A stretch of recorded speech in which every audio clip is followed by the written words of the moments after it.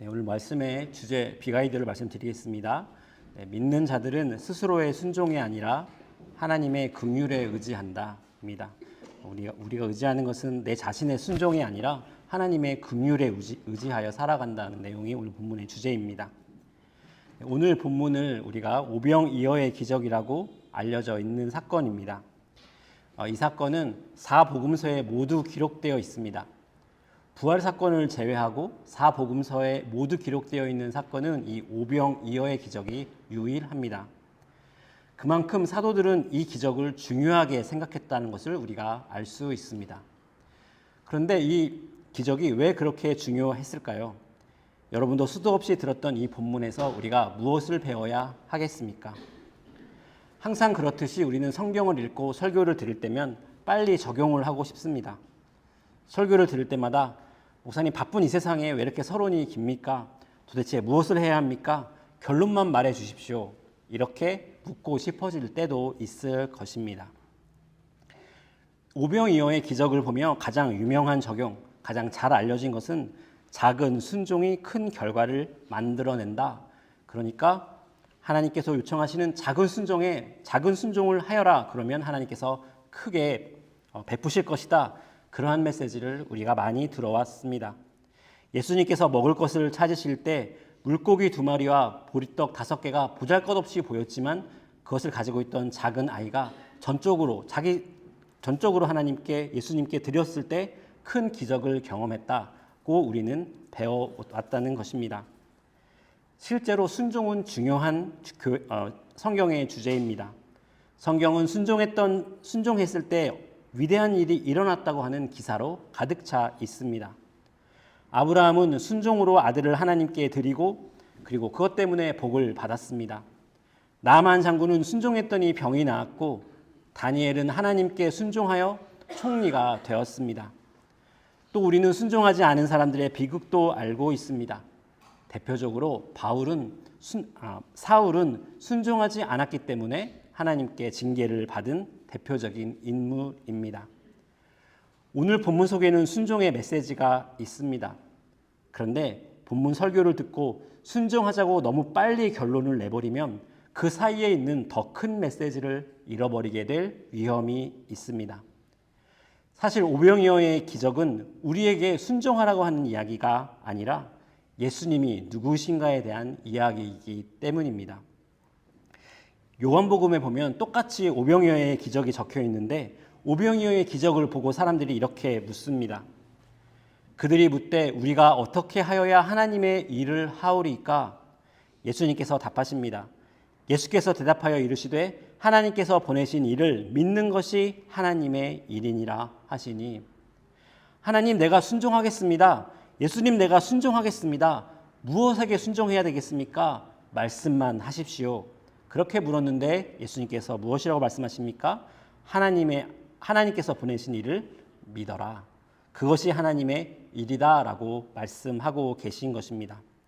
제가 최근에 읽고 있던 책에서 믿음이란 내게 주님이 필요하다는 것을 인정하는 것이라고 적혀 있는 것을 보았습니다. 믿음이 무엇입니까? 불가능한 일인데 하면 될 것이다 라고 생각하는 확신이 아니라 믿음이란 내게 주님이 필요하다는 것을 인정하는 것, 그것이 바로 믿음이라는 것입니다. 오늘 우리가 보고 있는 이 기적은, 이 오병이어의 기적은 우리에게 예수님이 필요하다는 것을 알려줍니다.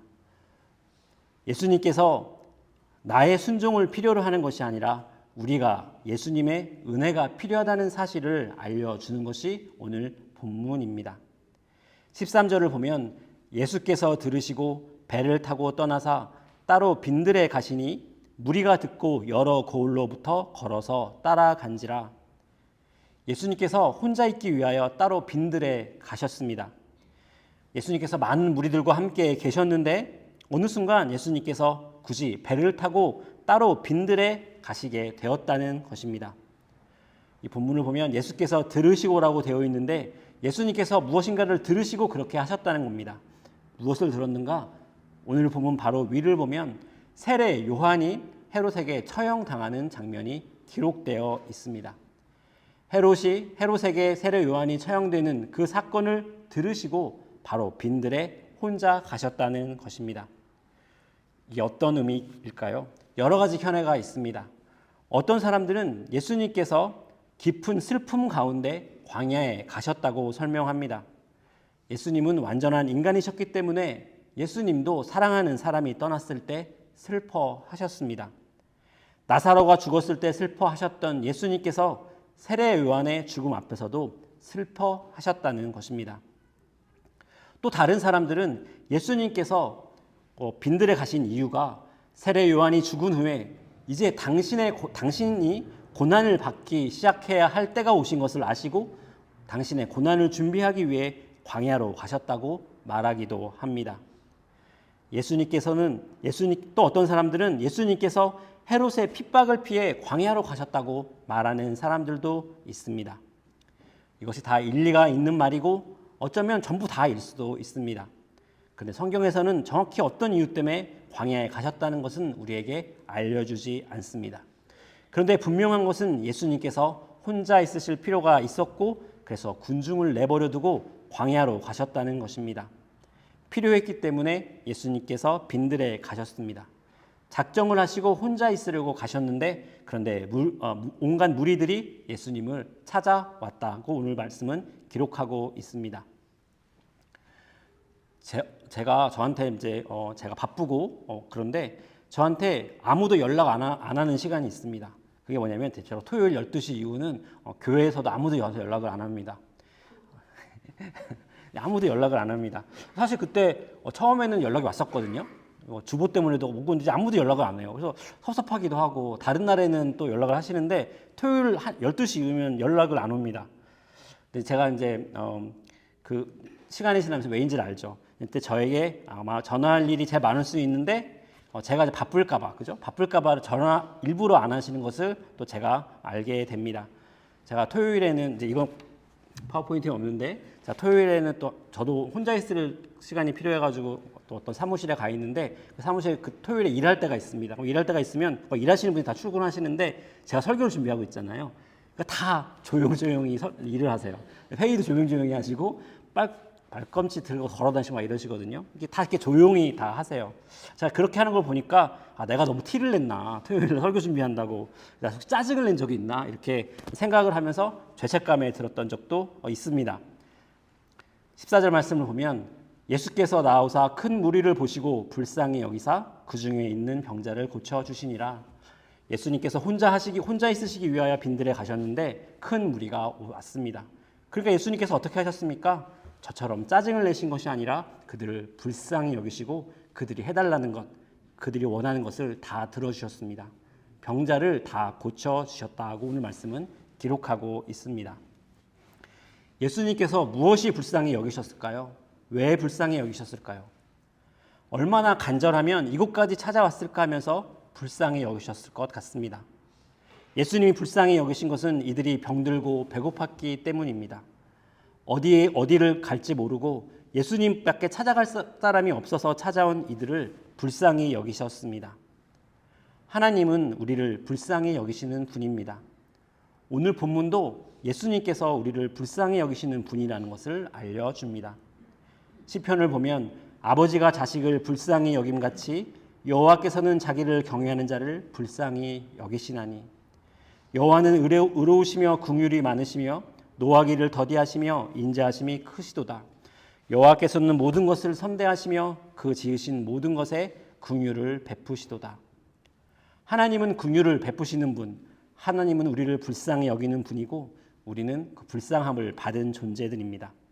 디도서 3장 5절을 보면 우리를 구원하시되 우리가 행한 바 의로운 행위로 말미암지 아니하고 오직 그의 긍휼하심을 따라 중생의 씻음과 성령의 새롭게 하심으로 하셨나니 하나님은 우리를 불쌍히 여기시고 우리는 그 불쌍함을 받는 존재들입니다. 그것이 우리의 직업입니다. 그것이 하나님과 우리 관계의 본질입니다. 아담과 하와가 죄를 지었습니다. 그래서 급하게 그들은 나뭇잎으로 자신들을 가립니다. 그런데 하나님께서 그 순간에 인간 최초로 죄를 지은 그 순간에 그들에게 가죽 옷을 입히십니다. 왜 그러셨습니까? 왜냐하면 하나님께서는 죄 지은 아담과 하와를 불쌍히 여기셨기 때문입니다. 가인이 아벨을 살해했습니다. 첫 번째 살인자가 되어 동생을 살해했습니다. 그런데 하나님은 어떻게 하십니까? 다른 사람이 해칠까 봐 두려워 떠는 가인에게 표시를 주시며 그를 보호하십니다. 하나님은 살인자 가인을 불쌍히 여기셨습니다. 노아의 시대 사람들의 모든 생각이 항상 악했습니다. 하나님께서 그래서 그들을 징계하셨습니다. 그런데 그때도 하나님은 그들을 불쌍히 여기셨습니다. 항상 악한 생각을 하는 사람들을 불쌍히 여기시고 다시는 내가 물로 심판하지 않으시겠다고 약속하셨습니다. 하나님은 인간을 불쌍히 여기십니다. 예수님을 따르는 무리들이 무엇을 잘해서 그래서 병을 고쳐주신 것이 아니라 그들을 불쌍히 여기셨기 때문에 그들을 고쳐주셨습니다. 하나님은 불쌍히 여기는 분이시고 우리는 하나님 앞에 불쌍히 여김을 받는 존재들입니다. 우리는 그 사실을 망각할 때가 많습니다. 그래서 하나님과 거래를 하려고 합니다. 성경에는 그런 사람들이 많이 등장하는데 성경에는 그런 사람들에 대하여 하나님께 옳게 보이려고 하는 사람들이다 이렇게 설명을 합니다. 누가복음 18장 9절을 보면 또 자기를 의롭다고 믿고 다른 사람을 멸시하는 자들에게 이 비유로 말씀하시되, 그리고 예수님께서 바리새인과 세리의 비유를 주십니다. 그것도 파워포인트에 없는데 11조 꼬박꼬박하고 금식 일주일에 2번씩 하는 그 10계명 한 번도 어긴 적이 없는 바리새인보다 가슴을 치며 회개하는 세리가 더 옳다고 말씀하십니다. 또 다른 구절에서 보면 어떤 율법 교사가 예수님께 묻습니다. 누가복음 10장 29절을 보면 그 사람이 자기를 옳게 보이려고 예수께 여짜오되 그러면 내 이웃이 누구니까? 예수님께서 사마리아인의 비유를 하신 이유입니다. 이들은 모두 겉으로 훌륭한 사람들 같았지만 하나님을 이해하지 못했습니다. 그래서 복음을 몰랐습니다. 그래서 하나님 앞에서 내가 얼마나 훌륭한 사람인지 증명하려고 했습니다. 하나님은 불쌍히 여기는 분이시고 우리는 불쌍함을 구해야 하는 존재들입니다. 그것이 하나님과 우리 관계의 기본적인 세팅입니다. 우리가 이 땅에서 얼마나 많이 가지고 있던지, 얼마나 지혜롭고 얼마나 성공적인 삶을 살았던지 아무 상관이 없습니다. 하나님 앞에서 우리는 불쌍한 존재들입니다. 우리는 하나님께 드린다고 말하지만 우리는 하나님께 드릴 좋은 것이 없습니다. 하나님께서 우리를 불쌍히 여기시고 우리는 하나님의 긍휼을 구해야 된다는 것, 그것이 이 관계의 본질이고 창조주와 죄인의 관계라는 겁니다. 고등학교 다닐 때 그런 말을 많이 들었습니다. 우리 아이들 공부 열심히 시키려고 공부 잘해서 사회에서 영향력 있는 크리스찬이 되어라. 그래서 하나님께 영광 돌려라. 그것이 하나님을 사랑하는 길이다. 그렇게 많이 가르칩니다.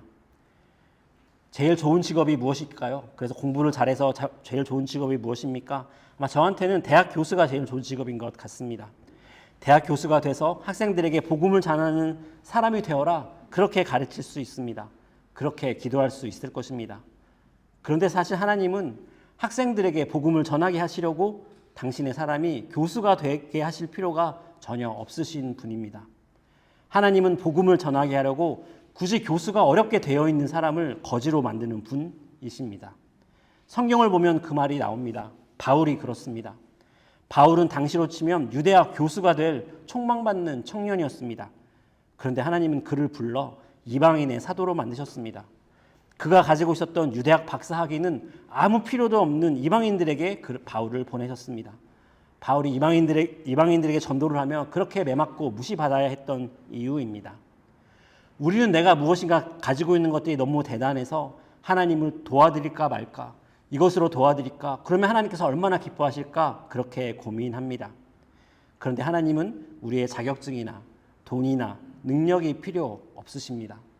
하나님은 이미 충분히 영광이 충만하신 분입니다. 하나님이 필요한 것은 우리 자신이라는 것입니다. 하나님, 제가 부자도 되고 싶고 좋은 집 좋은 차도 갖고 싶습니다. 따지고 보면 하늘나라에 필요 없는 것들일 수 있지만 그래도 부자가 되고 싶습니다. 하나님 불쌍히 여겨주세요 하는 게 더 정직한 기도라고 저는 생각합니다. 그리고 하나님은 그런 우리를 불쌍히 여겨주십니다. 이 세상에 필요 없이는 살 수 없는 우리를 불쌍히 여겨주십니다. 하나님 앞에 설 때 우리는 잘난 체 하는 자로 서는 것이 아니라 늘 궁유를 입은 자로 서야 한다고 성경은 우리에게 가르칩니다. 하나님께 필요한 무엇을 드리는 사람들이 아니라 내게 필요한 것들을 하나님께서 주신 것을 하나님께서 주신다는 것을 믿고 무릎 꿇는 자로 하나님 앞에 나아가야 한다는 것입니다. 15절 말씀을 보면 저녁이 되매 제자들이 나와 이르되 이곳은 빈들이요 때도 이미 저물었으니 무리를 보내어 마을에 들어가 먹을 것을 사 먹게 하소서. 예수께서 이르시되 갈 것 없다 너희가 먹을 것을 주라. 제자들이 이르되 여기 우리에게 있는 것은 떡 5개와 물고기 2마리 뿐이니이다. 오늘 본문에서는 제자들이 떡 5개와 물고기 2마리를 예수님께 가지고 나옵니다. 요한복음에 보면 같은 사건을 기록하면서도 사실 이것이 어린아이가 가져온 것이라고 기록하고 있습니다. 요한은 그 사실을 기록하고 있는데 마태는 그 사실을 생략하고 있다는 것입니다. 왜 그랬습니까? 만약에 어린아이가 이것을 드렸다는 사실 자체가 너무 중요했다면 빼놓지 않았을 것입니다. 그러나 사실 이것은 누가 드렸냐는 것이 이 기적의 핵심이 아닙니다. 인간의 순종이 큰 일을 이루었다는 것이 이 기적의 핵심이 아니기 때문입니다. 이 기적은 인간의 순종의 가치를 말하는 것이 아니라 예수님이 누구이신지를 알려주는 기적이기 때문입니다. 19세기 이후 독일에서 자유주의 신학이라는 것이 생겨났습니다. 이들은 소위 성서 비평학이라는 것을 통해 성경에서 인간이 이해할 수 없는 부분을 다 제거하려고 했습니다. 그래서 성경에 기록되어 있는 여러 가지 사건들을 인간이 이해할 수 있는 방식으로 설명하려고 노력을 했습니다. 이 오병이어의 기적에 대해서도 그렇게 설명을 하려고 노력했습니다. 이들은 사실은 예수님의 이 빈들에 온 사람들이 거의 대부분 자기 먹을 도시락을 다 가져왔다고 설명을 합니다. 그런데 점심시간이 되었는데 아무도 자기 것을 먼저 내놓지 않았다는 겁니다. 왜냐하면 도시락을 안 가지고 온 사람들이 있었을 텐데 그들에게 자기 것을 나눠주기 싫기 때문에 그랬다는 것이죠. 그런데 한 아이가 자기가 가진 것을 다 내놓으니까 다른 모든 사람들이 십시일반 다 내놓게 되었다는 것입니다. 그래서 이 이야기는 기적의 이야기가 아니라 인간이 우리가 서로 힘을 모으면 좋은 결과를 낼 수 있다는 아름다운 이야기가 되어 버리기도 합니다. 이렇게 얘기를 들으면 그럴 수도 있겠다는 생각이 들 때도 있습니다. 사실 성경에서 보리떡 5개와 물고기 2마리로 많은 사람이 먹었다는 기록은 있지만 어떻게 이 일이 일어났는지 과정에 대해서 설명해 주지 않기 때문에 어떻게 일어났는지 우리가 궁금해하게 됩니다. 그래서 까짓것 이 해석도 거짓말은 아니지 않나? 한 가지 해석으로, 한 가지 옵션으로 받아들일 수도 있지 않을까 생각하는 사람들도 있습니다. 그런데 이런 해석은 성경이 어떤 책인지 잘못 이해하고 있는 사람들입니다. 기적이 왜 일어났는지 잘못 이해하고 있는 것입니다. 기적은 인간의 행위의 가치를 말해주는 것이 아니라 예수님이 누구인지 알려주는 그러한 사건입니다. 한 아이의 작은 섬김이 큰 결과를 만들어냈다는 것이 이 메시지의 핵심이라면 자유주의 신학자들의 설명도 정말 그런가 할 수 있겠지만 그런데 만약 그렇다면 기적은 예수님에 대해서 아무런 말도 하지 않는 것이 됩니다. 십시일반으로 음식을 모아서 다 잘 먹었다는 것이 이 이야기의 핵심이라면 이 사건은 예수님에 대해 전혀 아무 말도 하고 있지 않은 것입니다. 그것은 하나님의 의도도 아니고 예수님이 이 기적을 일으킨 의도도 아니고 이것을 기록한 마태의 의도도 아닙니다. 예수님께서 이해할 수 없는 초자연적인 이적을 일으키셨기 때문에 이 사건은 예수님이 그리스도라고 하는 진리를 알려주는 것입니다. 19절 말씀을 보면 무리를 명하여 잔디 위에 앉히시고 떡 5개와 물고기 2마리를 가지사 하늘을 우러러 축사하시고 떡을 떼어 제자들에게 주시매 제자들이 무리에게 주니 예수님께서 떡 5개와 물고기 2마리를 가지고 축사하시고 떡을 떼어 제자들에게 주십니다. 그런데 여기에 사용된 단어들은 최후의 만찬을 묘사한 장면에 사용된 단어들과 거의 똑같습니다. 마태복음 26장 26절에서 보면 그들이 먹을 때에 예수께서 떡을 가지사 축복하시고 떼어 제자들에게 주시며 이르시되 받아서 먹으라 이것은 내 몸이니라 하시고 예수님의 오병이어의 기적은 궁극적으로 참 떡이신 예수님에 대하여 말해주고 있습니다. 요한복음을 보면 요한복음에도 오병이어의 사건이 기록되어 있는데 그 사건 이후에 예수님께서 이렇게 설명하시는 장면이 있습니다. 오병이어의 사건으로 사람들을 많이 먹이신 이후에 예수님께서 이렇게 말씀하십니다. 내가 진실로 진실로 너희에게 이르노니 모세가 너희에게 하늘로부터 떡을 준 것 같이 아니라 내 아버지께서 너희에게 하늘로부터 참 떡을 주시나니 하나님의 떡은 하늘에서 내려 세상에 생명을 주는 것이니라. 예수께서 이르시되 나는 생명의 떡이니 내게 오는 자는 결코 줄이지 아니할 터이요 나를 믿는 자는 영원히 목마르지 아니하리라. 오병이어의 기적의 사건은 궁극적으로 이 땅의 떡의 문제로 고통받고 고민하는 사람들에게 정말로 필요한 것은 예수 그리스도, 하늘에서 내려온 떡인 예수 그리스도라는 사실을 알려주는 사건입니다. 다시 처음 질문으로 돌아가서 예수님께서 빈들에 가셨습니다. 무리를 떠나가셨는데 그들이 아무 대책 없이 예수님을 쫓아옵니다. 병들어서, 배고파서, 경제적인 문제 때문에, 자녀들의 문제 때문에 찾아옵니다. 자신들이 가지고 있던 이 세상의 모든 문제들을 가지고 예수님 밖에 찾아올 분이 없어서 가지고 옵니다. 예수님은 이들을 불쌍히 여기셨습니다. 무엇을 불쌍히 여기셨습니까? 아픈 몸이, 가난을 불쌍히 여기셨을 것입니다. 그런데 이제 전체 맥락에서 보면 결국 예수님은 진짜 생명의 떡이, 예수님이야말로 진짜 생명의 떡인데 그 예수님을 앞에 두고 인생의 문제 앞에 갈 길을 잃어버린 큰 무리를 불쌍히 여기셨던 것 아닌가, 이런 생각을 하게 됩니다. 그리고 예수님은 그들에게 생명의 떡인 자신을 주실 뿐만 아니라 인생에 먹어야 하는 떡도 함께 주셨습니다. 예수님은 그들을 가르치는 선생님으로만 오시지 않으셨습니다. 그러면 그들을 야단치시며 지금 생명의 떡인 내가 여기에 있는데 그런데 먹을 것을 그렇게 중요하냐라고 야단치셨을 것입니다. 그런데 하나님은 선생님이실 뿐만 아니라 진리를 가르치시는 진리이실 뿐만 아니라 우리를 불쌍히 여기시는 분입니다. 그래서 인생의 앞에 있는 문제도 하나님께서 해결해 주십니다. 오병이어의 기적에는 순종이 나옵니다. 순종은 우리 신앙생활에 분명히 중요한 부분입니다. 그러나 우리의 순종이 가치가 있는 유일한 이유는 하나님은 우리를 불쌍히 여기시는 분이시기 때문입니다. 겨우 이것밖에 드릴 것이 없는 우리를 불쌍히 여기시고 그것을 기쁨으로 받으시고 그것을 사용하여 주시는 분이시기 때문에 우리의 순종이 의미가 있는 것입니다. 우리가 가지고 있는 떡 5개와 또 물고기 2마리가 같이 있어서 그런 것이 아니라 하나님이 그것밖에 없는 우리를 불쌍히 여기시기 때문에 하나님께서 우리의 순종을 사용하신다는 것입니다. 우리는 늘 계산을 합니다. 하나님과도 우리는 너무 계산을 합니다. 우리는 어떤 말을 합니까? 내가 이렇게 했더니 잘 되었더라. 내가 기도했더니 이것이 이루어졌더라. 내가 헌금을 이렇게 많이 했더니 하나님께서 집값을 올리게 하셨더라. 내가 순종했더니 성공했더라. 그 말 가운데 어쩌면 사실이 있을 것입니다.